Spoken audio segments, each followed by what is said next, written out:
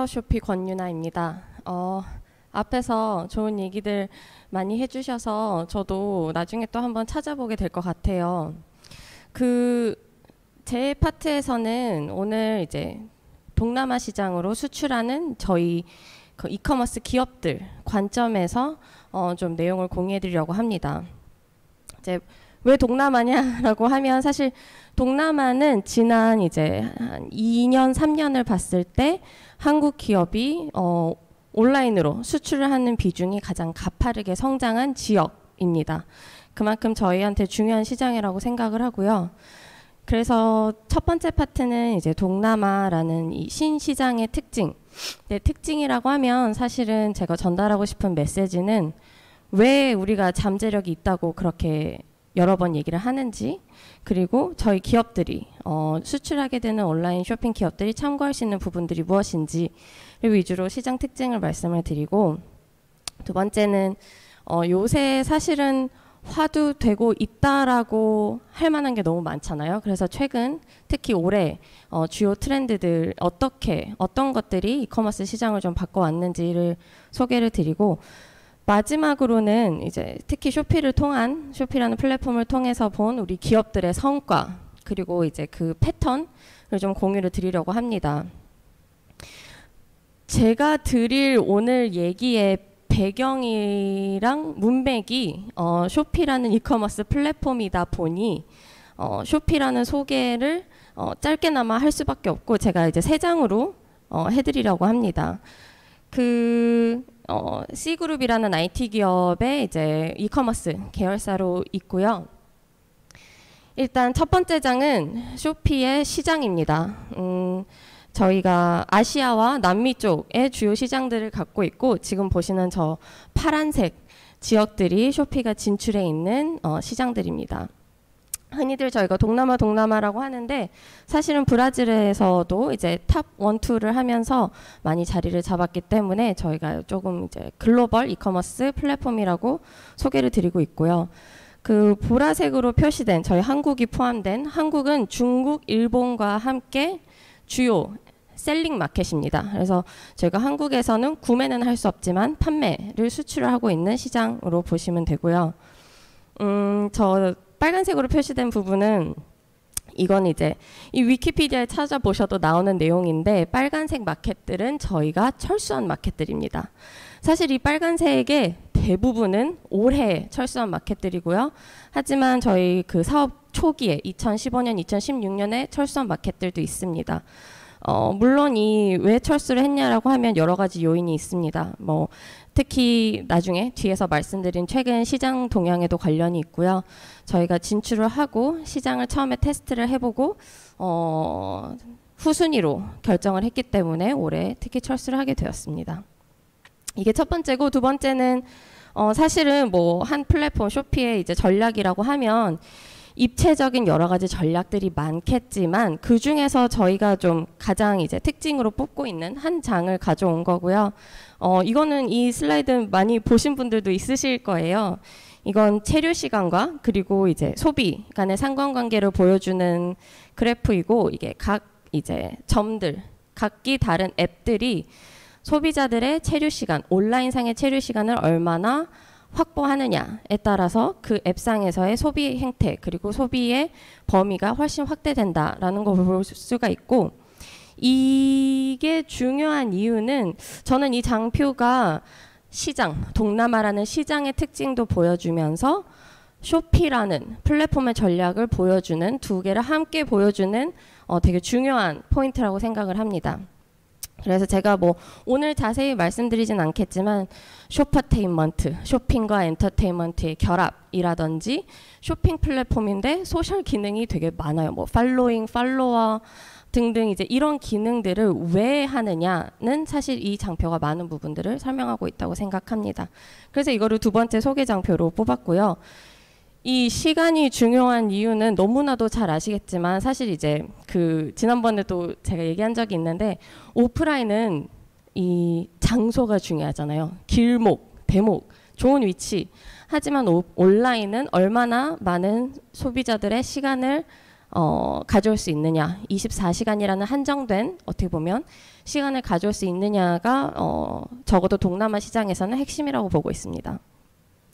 이게 어떻게 보면 6억 명이라는 숫자가 대한민국 인구 규모에 비교하면 되게 큰 숫자라고 볼 수 있지만 저희는 또 더 이제 갈증을 느끼고 있기 때문에 6억 명이라는 사람들은 정해져 있잖아요. 그 안에서 최대한 많이 저희의 영역을 확대하기 위해서는 시간이 핵심이라고 생각했습니다. 그리고 이건 이제 그 마지막 장이고 보편적인 이제 내용들이 들어있는 마지막 소개장표인데요.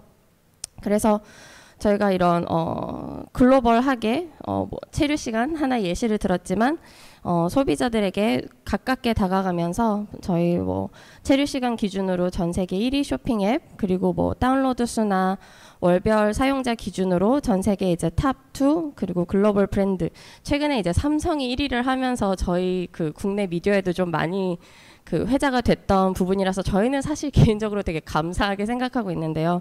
쇼피가 작년에는 6위, 올해는 5위를 하면서 이제 브랜딩 차원에서도 많이 힘쓰고 있는 플랫폼입니다. 이 브랜딩이 사실 플랫폼으로서 왜 중요하냐는 뒷장의 시장의 그 특징과 행태를 말씀드리면서 좀 간접적으로 설명이 될 것 같아요. 그래서 브랜딩에 많이 힘쓰고 있고 같이 이제 저희의 거래액도 늘어나고 있는 상황입니다. 그래서 이거는 이제 저희 문맥상 쇼피에 대한 간단한 소개를 해드린 거고요. 일단 동남아, 제가 오늘은 동남아에 집중을 하려고 해요. 동남아 시장의 이제 4대 특징을 말씀을 드릴 건데 많은 부분들은 한국하고 크게 다르지 않을 수도 있고 어떤 부분을 예측 가능하기도 하지만 일단 첫 번째는 이제 인구가 크다. 그리고 이 감을 좀 얻으려면 매해 동남아에서 새로 유입되는 온라인 쇼핑 소비자의 숫자가 저희 나라 거의 전체 인구의 80%에 맞먹는 수준이라서 그렇게 본다면 좀 그 규모를 가늠할 수 있을 것 같고요. 이 성장에 힘입어서 앞으로 한 7년, 8년 사이에 동남아시아 소비자가 전 세계 소비자 시장의 16%를 차지할 거라고 예상이 되고 있고 이 코로나가 온라인 쇼핑에는 이제 큰 화두다 보니까 2020년 이후에 들어온 신규 유입된 소비자가 전체 소비자의 5분의 1 이상 정도를 차지하고 있는 상황입니다. 뒷장에서 뭐 몇 가지는 좀 이렇게 세부 내용을 말씀을 드릴 건데요. 그게 첫 번째 특징이고 두 번째 특징은 모바일 주도인데 저건 저는 한국하고 뭐 한국뿐만 아니라 사실 글로벌리 뭐 유사한 내용이라고 생각을 하는데 뭐 차이라고 하면 모바일의 비중이 더 압도적이라는 것 나라마다 다르긴 하지만 85%에서 90% 초반대까지 압도적이라는 것 그리고 PC라는 옵션 자체가 상대적으로 부재하다는 것 그래서 이 부분이 기업 입장에서 개발을 하는데 앱을 개발하거나 이제 쇼핑 앱 샵을 운영하는 데 있어서 많은 시사점을 갖고 있다고 생각합니다. 이제 PC라는 옵션이 부재하다는 게 PC가 없다는 얘기는 아니고 많은 분들이 PC를 사용하지만 사용하는 그 인구의 비중 자체가 훨씬 낮아요. 그러다 보니까 마치 잘 아시다시피 소위 말해서 개발도상국에서 신용카드를 뛰어넘고 온라인 페이먼트로 바로 점프를 하듯이 동남아시아도 비슷하게 PC 쇼핑을 뛰어넘어서 모바일로 바로 점프를 한 그런 상황이라고 보시면 됩니다. 세 번째는 제가 이미 말씀드렸던 앱 체류 시간과 소비의 상관관계이고 동남아의 특징은 일단 시간을 이미 쇼피뿐만 아니라 동남아시아 소비자는 시간을 온라인에서 많이 쓰고 있어요. 한국의 거의 2배를 쓰고 있고 이게 동남아와 그리고 저희가 진출해 있는 다른 남미 시장들도 유사한 행태를 보이고 있습니다. 그리고 네 번째는 이거는 4대 특징 아마 올해 정도까지를 이제 설명하는 큰 4대 특징이고 아마 내년이나 내후년부터는 조금 이 특징이 약화될 수도 있을 것 같기는 해요. 이게 무슨 뜻이냐면 최근까지는 어쨌든 이 동남아라는 시장의 성숙도와 그리고 인구 성장의 속도 때문에 온라인 쇼핑에 아직 유입되지 않은 소비자들이 여지껏은 많았잖아요. 그렇기 때문에 이 사람들이 처음 쇼핑을 할 때 어떻게 처음 쇼핑 첫 구매를 하게 되느냐, 그걸 결정짓는 매우 중요한 이제 터닝 포인트, 소비자 입장에서 그게 메가 캠페인이 되는 겁니다. 그래서 이제 제가 이제 쇼피를 계속 예시를 드는데, 쇼피라는 플랫폼이지만 브랜딩에 많이 힘을 쓰는 게, 어쨌든 나는 한 번도 온라인에서 내 물건을 받기 전에, 난 받지도 않았는데 결제를 해본 적이 없고, 그거에 대한 상대적인 신뢰가 낮은 시장에서는 그 플랫폼에 대한 신뢰가 매우 중요한 거죠. 그래서 사람들 머릿속에 각인돼 있는, 이미 이제 한국에서도 좀 많이 아시는 이제 뭐 99 캠페인, 10 캠페인, 중국으로 치면 이제 광군제 같은 그런 캠페인들이 소비자 입장에서는 각인된 터닝 포인트, 새로 내가 뭔가 안 해봤던 소비를 할 그런 터닝 포인트라고 봐주시면 됩니다. 그래서 이 네 가지가 좀 주요 특징들이고, 두 가지만 좀 몇 가지를 보여드리면, 일단은 동남아시아는 글로벌 대비 성장률이 그 GDP 성장률이 2배 정도 되고 있고, 2030년에는 인구가 7억 명을 넘을 것으로 예상을 하고 있고, 그렇게 되면 세계 인구의 한 10% 정도 되는 건데, 소비 집단 기준으로 소비자 안에 그 집단 안에서 동남아시아 소비자의 비중으로 보면 앞서 말씀드렸다시피 한 16% 정도 되는 매우 중요한 시장, 이미 중요하지만 앞으로 더 중요해질 시장이라고 보고 있고요. 이게 얼마나 사람들이 온라인과 모바일에 시간을 쓰는지에 대한 하나의 이제 정보값인데, 제일 오른쪽에 저 하얀 점선이 한국이에요. 저 한국도 충분히 핸드폰을 많이 쓴다고 생각하는데, 한국 대비 저 왼쪽에 이제 빨간색 박스가 쳐진 쇼피 마켓들을 보시면 많게는 2배까지 차이가 난다는 걸 보실 수 있습니다. 빨간 박스가 쳐지지 않은 저 앞단의 마켓들에서 이제 쇼피의 남미 시장들이 많이 보이고, 하얀색은 이제 세계 평균이라고 보시면 됩니다. 이게 모든 것들이 저 연결돼 있다고 생각해요. 모바일 비중이 높으면 당연히 PC보다 어떤 한 사람의 하루 일과에서 차지할 수 있는 시간이 많아질 수밖에 없고, 너무나 당연하게 또 그러다 보니까 체류 시간도 높아지는, 길어지는 그런 결과를 갖고 왔다고 보여집니다. 그리고 제가 마지막으로는 이제 앞서는 뭔가 시장의 그런 좀 전반적인 부분 특징에서 말씀드렸으면, 이 마지막 장표에서는 제가 쇼피에서 직간접적으로 정말 온라인 쇼핑 판매를 하는 판매자 입장에서 볼 수 있었던 소비자들 개개인의 행태라고나 할까요? 그런 이제 행동의 특징들도 몇 개를 뽑을 수 있는 것 같아요. 그래서 첫 번째는, 이게 사실 모르겠어요. 저는 한국에선 소비자이다 보니까, 한국에서 저는 온라인에서 쇼핑을 할 때 명확한 이유와 목표가 있고 살 게 있고, 온라인에서 쇼핑하는 건 오프라인과 다른 경험을 기대를 하는데, 근데 동남아 시장의 소비자들은 상대적으로 온라인과 오프라인의 구분이 약합니다. 그게 무슨 뜻이냐면, 오프라인 쇼핑에서 경험할 수 있는 저희가 기대하게 되는 특징들이 있잖아요. 어쨌든 판매자와 직접적인 소통, 교류, 이런 것들을 온라인에서도 기대를 하게 되는 게 동남아 소비자들의 특징인 것 같아요. 그러다 보니까 뭔가 고객과 소비자와 그 셀러, 판매자 간의 그런 소통, CS라든지 채팅이라든지, 심지어 소비자와 판매자 간의 그런 계정 팔로우를 한다든지, 그런 정말 많은 교류가 이어지고 있고, 그러다 보니까 판매자 입장에서는 샵 브랜딩이 매우 중요해지는 그런 특징을 갖고 있는 것 같아요. 예를 들면 사실 모르겠어요. 저는 한국 소비자로서 제가 온라인에서 뭘 살 때 이게 진품인지 가품인지 사실 많이 궁금한 것 같지도 않지만, 궁금하다고 해도 그거를 판매자한테 물어보지는 않는 것 같거든요. 저 개인적으로는 그런 경우를 많이 보지도 못했고, 그런데 동남아 소비자들은 물어봅니다. 판매자들한테 물어봐요. 채팅을 해요. 말을 걸어요. 근데 이제 그런 경우에 저희 판매자분들 중에 한 분이 진품 맞다. 한국에서 보내는 거다. 심지어 한국 화장품이었는데 내가 지금 한국에 있다. 라고 하면서 이제 그때도 눈이 왔었어요. 그래서 밖에 이제 눈 사진을 찍어서 보내셨대요. 근데 그게 바이럴을 타면서 샵이 갑자기 저희 랭킹에 탑으로 올라가게 된 거예요. 그만큼 고객들의 기대치도 높지만 그 교류에 대해 반응도 같이 이제 비례적으로 많이 해주는 그런 약간은 한국과는 다른 그런 행태를 보이고 있는 시장입니다.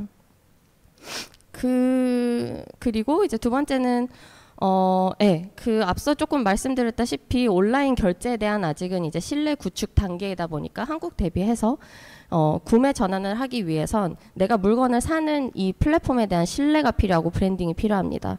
그래서 한국에서는 보통 저는 이제 뭐 어디 페이스북에서 광고를 봐서 이제 클릭해서 들어가면 뭐 자사몰에서 결제를 하게 되거나 하는 경우가 많은데, 동남아에서는 저희 판매자분들이, 브랜드분들이 외부에서 광고를 많이 하세요. 외부 매체에서 뭐 페이스북, 인스타에 광고를 많이 하시고 랜딩을 다 쇼피로 하십니다. 그래서 구매 전환이 될 수 있게. 그 두 번째 특징이고, 세 번째는 메가 캠페인, 제가 말씀드렸던 거랑 비슷한 얘기여서 넘어가고, 마지막 네 번째는 참 이제 저희 같이 한국 판매자 같이 컨텐츠에 뭔가 강점이 있고 차별화가 되는 판매자 그룹한테는 좋은 소식인데요. 광고에 대한 피로도가 상대적으로 낮습니다. 그래서 그게 무슨 뜻이냐고 하면, 일단은 뭐 사실은 직접적인 지표로 보이는 로아스라든지 광고를 통해 들어오는 매출의 또 수치도 훨씬 높기도 하고, 그리고 어떤 광고를 했을 때 이 컨텐츠가 좋다 하면 이거를 소비자들이 직접 또 알려주세요. 아까 예는 제가 채팅을 예시를 드린 거고, 채팅이 아니고 광고더라도 소비자분들이 직접 반응을 하고 환호를 해주는 좀 그런 특이점을 갖고 있는 시장입니다. 그래서 피로감이 낮다 보니까 저희 한국 판매자분들 입장에서 좀 더 적극적이고 지속적인 다양한 광고 시도를 해보고 계세요. 그래서 이 형태는 사실 비디오가 될 수도 있고 짧은 클립이 될 수도 있고 텍스트가 될 수도 있고 다양하지만 그 형태와 상관없이 좋은 결과를 내고 있는 상황입니다. 그래서 이게 이제 동남아에 대해서 좀 몇 가지를 말씀드린 거라고 하면, 주요 화두, 저는 이제 최근 트렌드라고 해서 오늘 두 가지를 갖고 왔는데요. 하나는 코로나, 그리고 두 번째는 글로벌 경제입니다. 그래서 코로나는 동남아에서도 제가 느꼈을 때는 두 가지의 스테이지가 있었던 것 같아요. 그리고 지금은 두 번째 스테이지를 지나가고 있는 거고, 첫 번째 스테이지에서는 예상 가능하게도 뭐 더 많은 소비자들이 유입됐다, 신규 소비자들이 유입됐다, 온라인 쇼핑을 안 하던 사람이 새로 하게 됐다. 한국과는 다르게 동남아시아는 봉쇄를 했었어요. 짧게는 몇 주, 길게는 몇 달 동안 여러 나라에서 싱가포르, 말레이시아, 태국, 그리고 필리핀 등 봉쇄를 했었고, 이게 정부 차원에서의 봉쇄가 아니라고 하면 코로나 확산으로 인해서 어떤 그 물류 과정에서의 창고 봉쇄라든지 여러 가지 한국보다는 더 직접적인 임팩트가 많았기 때문에 신규 유입자들이 많았고, 그리고 중장년층 및 이제 외곽 지역에 있는 소비자들이 많이 유입이 됐습니다. 그래서 오른쪽은 뭐 나라별로 이제 얼마나 많은 소비자들이 코로나 이후에, 그러니까 2020년 이후에 유입이 됐는데 한 평균적으로 20% 정도 유입이 됐다라고 볼 수 있고요. 그리고 이제 유입된 것뿐만 아니라 빈도와 지출도 증가했다. 그래서 한 작년까지는 이 모든 것들이 사실 온라인 쇼핑 입장에서 모든 것이 확장되는 호황기였었던 것 같고요. 그 호황기 안에서 사실은 저희 입장에서 어려웠던 점은 하나가 있었어요. 뭐 여러 가지 사소한 어려운 점은 있지만 사소한 게 아닌 좀 구조적으로 어려운 부분이 코로나 때 한 가지가 있었는데 그게 물류비입니다. 이게 정말 그냥 단순히 수요와 공급의 이슈로 인해서 저게 그 분기별로 각 마켓별로 얼마나 항공 운임이 올랐는지를 보여주는 그래프인데, 수요는 비슷하거나 더 오히려 올랐고, 왜냐하면 저희가 앞에 말했다시피 온라인 쇼핑이 늘어나 보니까 수요는 올랐지만 공급은 줄었고, 2019년 대비 2020년에 그 항공 운임 플라이트가 97% 감소, 거의 뭐 3에서 5% 수준으로 내려왔고, 그리고 뭐 이거는 이제 한국의 특징이긴 하지만 저희 이제 국적기 라인이 2개가 있잖아요. 그 2개 국적기 라인의 뭐 합병 이슈 등으로 인해서 이제 경쟁 구도의 변화, 그리고 합병의 조건으로 이제 심지어 슬롯, 그 항공기를 운영할 수 있는 그 스케줄링의 감소 등으로 정말 여러 가지가 겹쳤어요. 여러 가지가 겹쳐서 수요와 공급에 인해서 저렇게 운임이 오를 수밖에 없었고, 저게 아마 코로나 첫 번째 스테이지, 쉽게 호황기라고 말할 수 있는 그 시절에서 저희가 겪었던 유일한 어려움입니다. 그 2022년부터는 좀 달라졌어요. 이 봉쇄라고 하는 게, 봉쇄를 하는 그 이제 기간 동안에는 소비자분들이 불편을 겪으시지만 어쨌든 온라인으로 많이 유입이 된다라고 하면 반대로 봉쇄가 풀리게 되면 또 온라인에서 많이 빠져나가게 되죠. 그래서 올해가 저희의 그 쇼피에서 그 지출과 활동과 그 제가 아까 말씀드렸던 체류 시간이 전부 다 테스트 당하는 게 올해였던 것 같습니다. 다행인 거는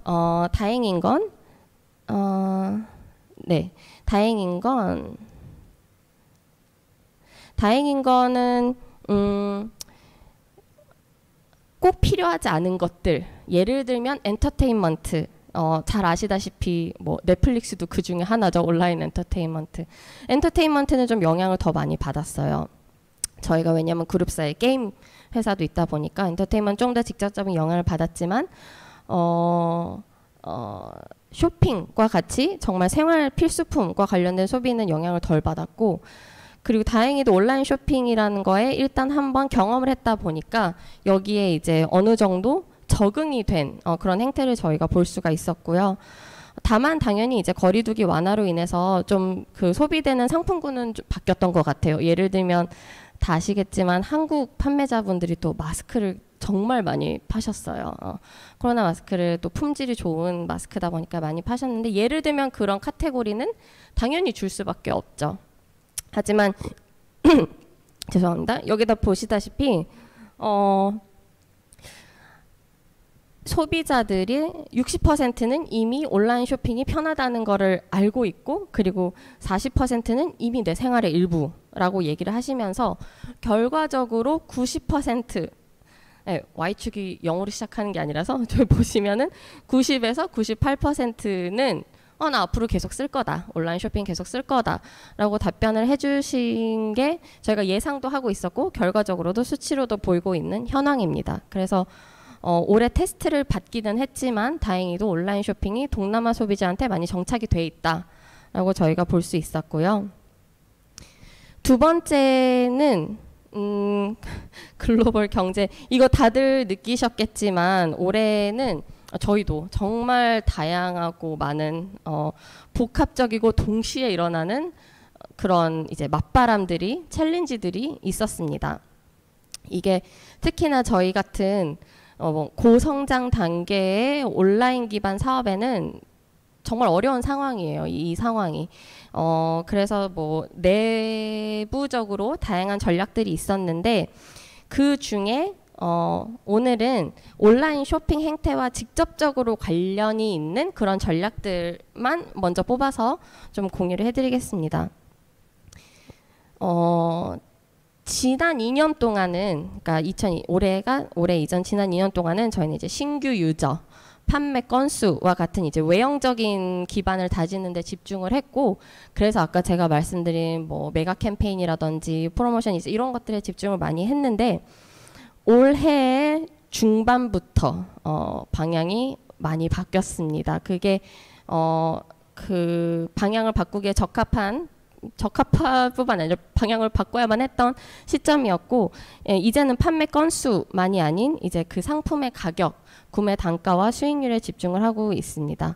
그래서 플랫폼 입장에서는 좀 더 고가의 상품에 집중을 하고 있고, 사실은 미끼 상품들이 뭐 정말 몇백 원, 뭐 몇십 원 하는 미끼 상품들에 대한 비중을 확 줄였어요. 확 줄이고 신규 유저의 유입보다는 소위 말해서 이미 많이 들어왔으니까 그분들 잘 지키고 다만 고가의 상품에 품질에 집중을 하자라고 방향이 바뀌었고, 이게 사실 이런 변화는 너무나 극명하게 저희가 이미 눈으로 보이고 있는 거고 한국 판매자들한테 좋은 방향이에요.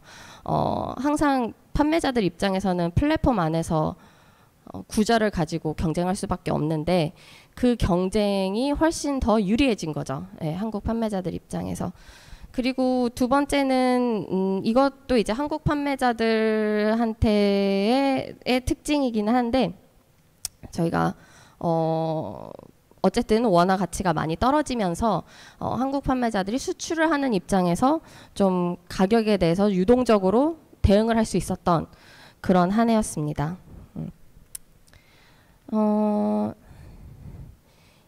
이게 하나의 예시인데 저게 이제 2022년 저거는 저희가 이제 상반기까지를 업데이트한 거기는 하지만 특징이 있어요. 특징이 있는데 한국 셀러들은 쇼피 안에서 당연히 단가가 더 높고 그리고 오더가 판매 건수가 증가함에도 불구하고 높은 구매 단가를 유지를 하고 있고 그리고 세 번째는 한국 판매자들이 한국 국내에서 판매하는 카테고리별 상품 단가와 쇼피에서 판매하는 단가가 비슷합니다. 유사합니다. 이게 이제 쇼피 안에서 한국 제품이 더 비싼 건 당연하지만 판매가 늘어남에도 불구하고 이 구매 단가를 유지할 수 있는 건 사실 당연한 건 아니에요. 왜냐하면 플랫폼 입장에서 소위 말해서 이제 건수가 늘어나고 상품군이 확대되면 단가가 좀 낮아지는 형태를 보이고 있고 그리고 앞에서 저희가 여러 가지 메가 캠페인 말씀드렸다시피 여러 가지 프로모션을 하다 보니까 소비자를 데려오기 위해서 단가를 좀 많이 낮췄었죠. 그러다 보니까 이제 다 중국발 상품 아니면 현지 상품들은 단가가 지난 한 5년 동안 좀 많이 내려간 걸 보여주는데 한국 상품은 그걸 유지하고 있다라는 게 저희의 경쟁력이 무엇인지 보여주는 하나의 예시라고 생각합니다. 그래서 2022년도는 어려운 한 해였지만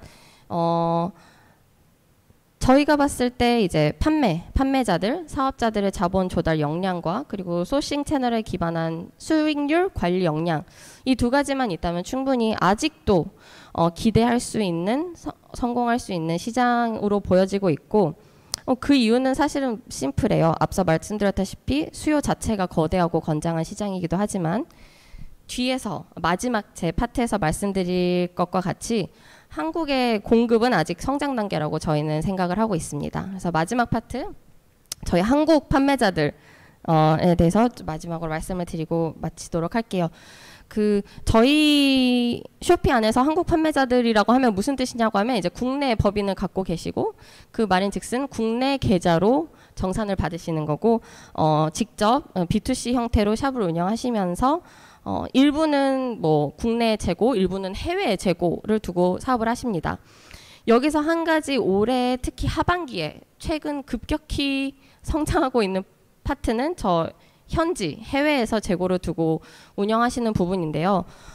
한국의 상품 중에 이제 숏테일, 한 SKU당 오더가 많이 나는 그런 상품들이 많아지다 보니까 확대되다 보니까 자연스럽게 그 사업 모델도 이제 해외에서 재고를 두고 좀 더 스케일을 키워서 운영하시는 비중이 지금 거의 시점에 따라 다르긴 한데 7에서 10% 사이를 보여주고 있고 이게 저희가 어차피 이 비즈니스 이 채널을 연 게 이제 올해 중반이다 보니까 여름까지만 해도 0%였어요. 그래서 지금 몇 달 만에 10%까지 성장하는 정말 무서운 변화를 보여주고 있는 부분이 저 현지 재고 풀필먼트 부분입니다. 그래서 이거는 짧게만 말씀을 드리면 한국 셀러들은 지금 쇼피의 12개 마켓 중에 10개 마켓에 진출을 해 있고 그리고 지난 5년간 봤을 때 연평균 3배 정도씩 성장을 하고 있고 또 한국에서 동남아로 수출되는 근데 이제 수출이 참 B2C가 어려운 게 수출 신고를 해야 이게 그 데이터에 남아요. 그래서 이제 수출 신고를 얼마나 하느냐가 너무나 큰 사실은 전제 조건이기는 한데 이제 저희 비중으로 가정을 해봤을 때 지금 한 40% 정도를 점유를 하고 있는 걸로 보이고 있습니다. 이분들의 사실은 가장 중요한 쇼피에서 저희가 한번 최근에 서베이를 했었어요. 셀러분들한테, 판매자분들한테 왜 쇼피에서 운영을 하시는지. 근데 쇼피의 브랜딩과 그리고 한국 상품에 대한 그런 수요를 가장 크게 꼽아주셨어요. 제가 보기에도 그게 가장 근본적인 것 같고, 그러다 보니까 쇼피 이제 앱을 열어보시면 한국 상품들에 대한 강조라고 해야 될까요? 그리고 한국 상품만을 위한 구좌들이 정말 많이 있고, 저희가 그때마다 뭐 태그 끼며 뭐 아니면 한국을 대표하는 그런 뭐 남대문의 아이콘이며 정말 한국 자체, 사실은 국가 브랜딩을 어느 정도 등에 업고 거의 이제 프로모션을 하고 있는 걸로 지금 보실 수가 있고, 그러다 보니까 사실은 국내 탑 브랜드뿐만 아니라 중견 화장품 브랜드들도 저희 쇼피 안에서 탑5 셀링 브랜드에 많이 자리를 차지하고 있습니다. 마지막으로 어떤 한국 판매자들이 성공을 하느냐, 짧게 말해서 저희가 보고 있는 그 성공을 규정하는 패턴은 없습니다. 없고, 보시면 이게 이제 매출입니다. 샵당, 셀러당 매출을 저희가 그래프로 지금 보여드리는 건데, 이커머스 경험이 없는 분들이 오히려 국내 해외 다 경험하신 분들보다 매출이 더 높으세요. 물론 이건 얼마나 선택과 집중을 하느냐도 있겠지만, 강조하고 싶은 건 경험치랑 상관이 없다. 두 번째는 쇼피에 들어오시기 전에 매출의 이력을 봤을 때도, 물론 당연히 이제 매출이 가장 큰 그룹에서 쇼피에서도 가장 큰 성과를 보이지만, 그 다음에 2등은 아예 매출이 없으셨던 분들이에요. 그래서 그분들이 좋은 성과를 보여주고 계시고, 세 번째는 자체 브랜드뿐만 아니라 리셀링도 좋은 성과를 보이고 있다 인 거고, 그나마 제가 봤을 때 가장 성공을 예측할 수 있는 지표는 얼마나, 아까 말씀드렸던 소비자의 행태와 연결되게 얼마나 소비자와 교류를 하느냐. 이게 어떻게 보면 운영적인 측면에서 좀 비효율적일 수가 있고, 이게 초반에 픽스드 코스트는 들어가지 않지만 뭔가 변동비는 많이 들어갈 수 있는 부분이긴 한데, 어쨌든 셀러가 고객과 채팅을 많이 했을 때 샵당 매출이 많이 늘어난다라는 거를 명확하게 보실 수 있고요.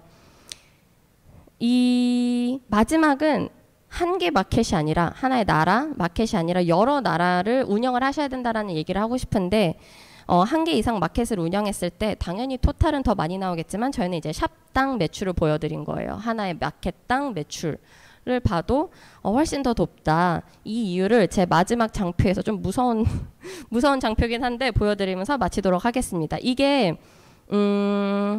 인도네시아로 들어가는 이 크로스버더 역직구 사업의 판매 성과를 그래프로 연도별로 보여드리는 건데, 보시다시피 정말 업다운이 심하죠. 업다운이 심합니다. 그만큼 해외 시장은 잠재력도 어마무시하지만 리스크도 있다라는 걸 말씀드리고 싶었고, 그렇기 때문에 한 마켓에 선택과 집중을 하시기보다는 여러 마켓으로 리스크를 분산하시면서 성공을 하셨으면 좋겠습니다. 네, 긴 시간 들어주셔서 감사합니다.